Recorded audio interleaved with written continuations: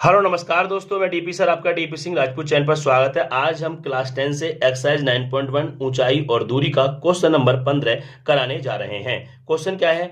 एक सीधा राजमार्ग एक मीनार के पाद तक जाता है। मीनार के शिखर पर खड़ा एक आदमी एक कार को 30 डिग्री के अवनमन कोण पर देखता है। इस बात को हम पहले डायग्राम में देखते हैं।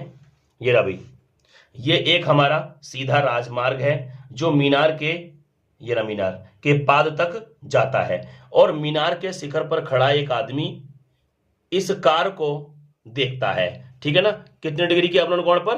30 डिग्री के अवनमन कोण पर देखता है। पहले ये आदमी सामने देख रहा होगा, मान लेते हैं ये आदमी पहले सामने देख रहा था, फिर इसने इस कार को देखा तो यहां से उसका एंगल आया है 30 डिग्री के अवनमन कोण पर देखता है। मतलब ये एंगल जो है ना वो कितना डिग्री है? 30 डिग्री के अवनमन कोण पर देखता है। मैं क्वेश्चन को फिर से पढ़ रहा हूं। एक सीधा राजमार्ग मीनार के पाद तक जाता है और मीनार के शिखर पर खड़ा एक आदमी एक कार को 30 डिग्री के अवनमन कोण पर देखता है। ठीक है ना? 30 डिग्री का अवनमन कोण, यहां 30 डिग्री है तो ये भी हमारा 30 डिग्री ही होगा। ठीक है ना? क्योंकि एकांतर कोण आपस में बराबर होते हैं। अब आगे पढ़ते हैं। अपना क्वेश्चन क्या है? 30 डिग्री के अवनमन कोण पर देखता है, ये वाली बात होगी, जो कि मीनार के पाद की ओर एक समान चाल से जाता है ना? 6 सेकंड बाद कार का अवनमन कोण 60 डिग्री हो जाता है। ठीक है ना? अब इसका डायग्राम बनाएंगे। ठीक है, देखो सुनिए। अब ये कार है ना चलेगी और चलते चलते चलते चलते यहां पहुंच गई और एक समान चाल से चल रही है। अब ये लड़का फिर इस कार को देखता है तो अब अवनमन कोण 60 डिग्री हो जाता है।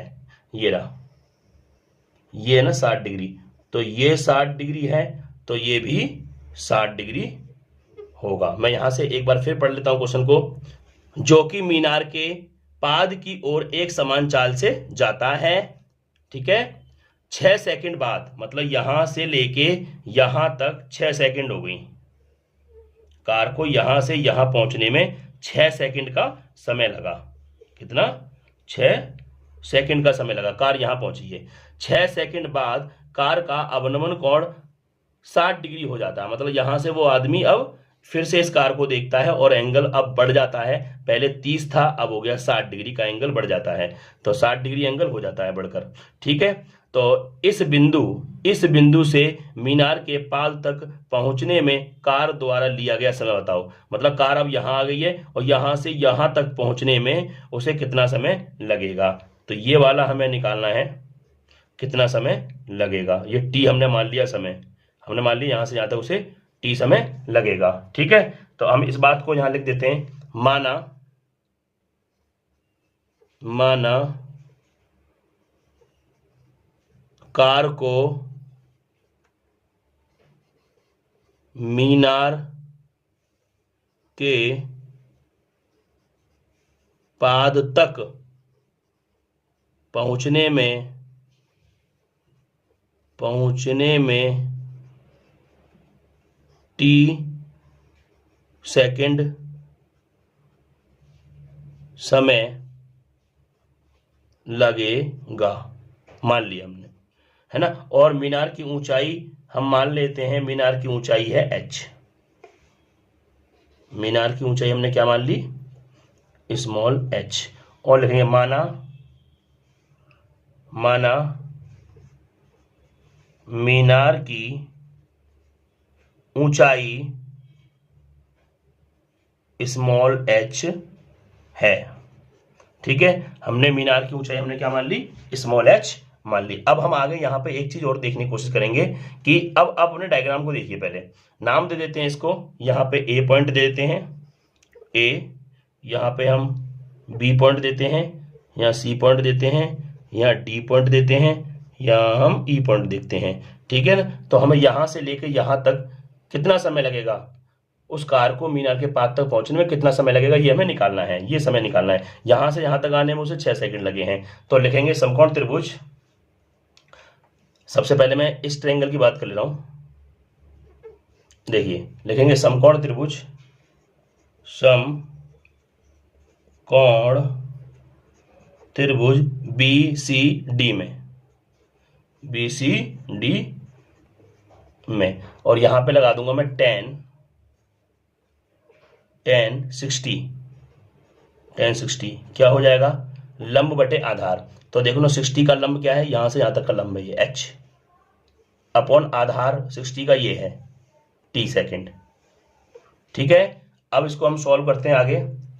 10 60 की जो वैल्यू होती है √3 equal to h upon t हो गया। ठीक है, अब क्या करेंगे, इसके नीचे हम 1 मान लेंगे, क्रॉस मल्टीप्लाई कर देंगे, इसकी इसमें करेंगे h बन जा h, इसकी इसमें कर देंगे h बन जा h, और इसकी कर देंगे इसमें। जब हम t की इसमें करेंगे क्या आ जाएगा, √3t, और ये हमारी इक्वेशन नंबर बन जाएगी फर्स्ट मान के चलेंगे।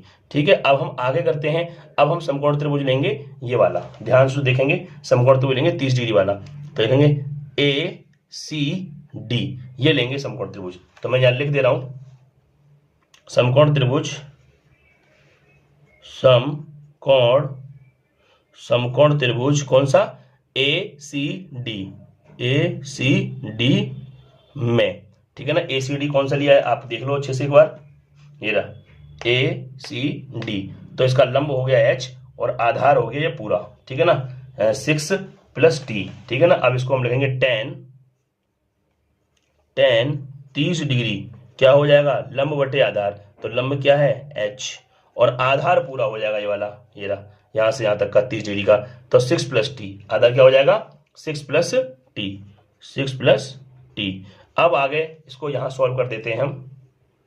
देखो 10 30 की वैल्यू होती है 1/√3 इक्वल टू, और ये लिखा है हमारा h अपॉन 6 + t।